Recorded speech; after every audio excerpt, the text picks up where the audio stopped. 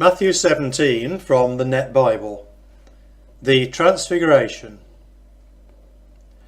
6 days later, Jesus took with him Peter, James and John the brother of James, and led them privately up a high mountain.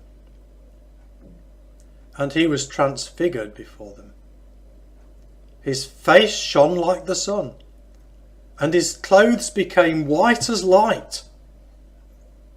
Then Moses and Elijah also appeared before them, talking with him. So Peter said to Jesus, "Lord, it is good for us to be here. If you want, I will make 3 shelters, one for you, one for Moses, and one for Elijah." While he was still speaking, a bright cloud overshadowed them, and a voice from the cloud said, "This is my one dear son, in whom I take great delight. Listen to him."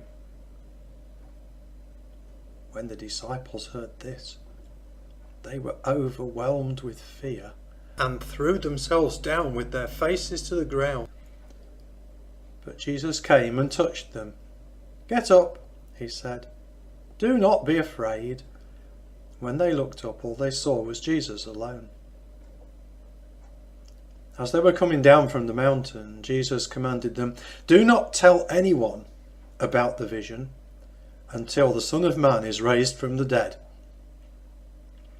The disciples asked him, "Why then do the experts in the law say that Elijah must come first?"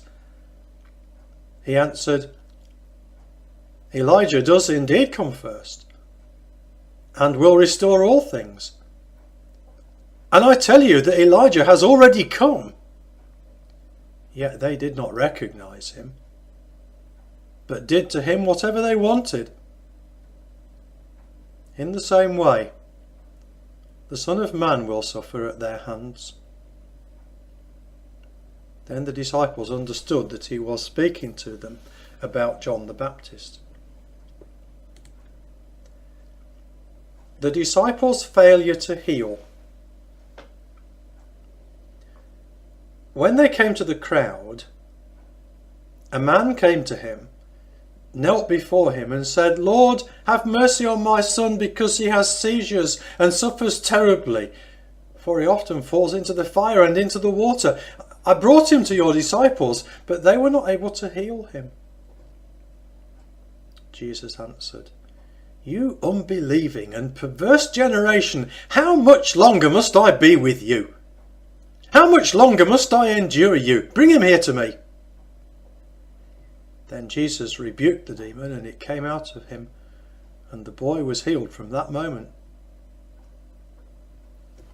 Then the disciples came to Jesus privately and said, "Why couldn't we cast it out?" He told them, "It was because of your little faith. I tell you the truth. If you have faith the size of a mustard seed, you will say to this mountain, 'Move from here to there,' and it will move. Nothing will be impossible for you." Second prediction of Jesus' death and resurrection. When they gathered together in Galilee, Jesus told them, "The Son of Man is going to be betrayed into the hands of men.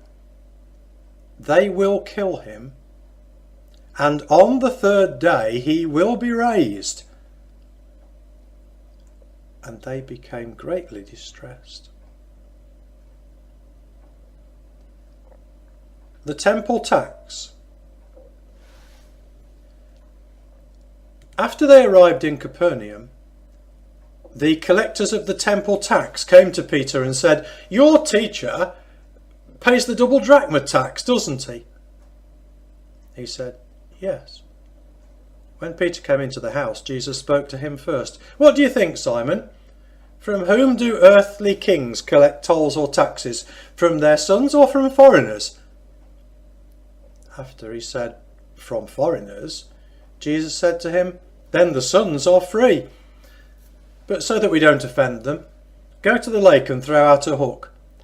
Take the first fish that comes up, and when you open its mouth, you will find a 4 drachma coin. Take that and give it to them for me and you.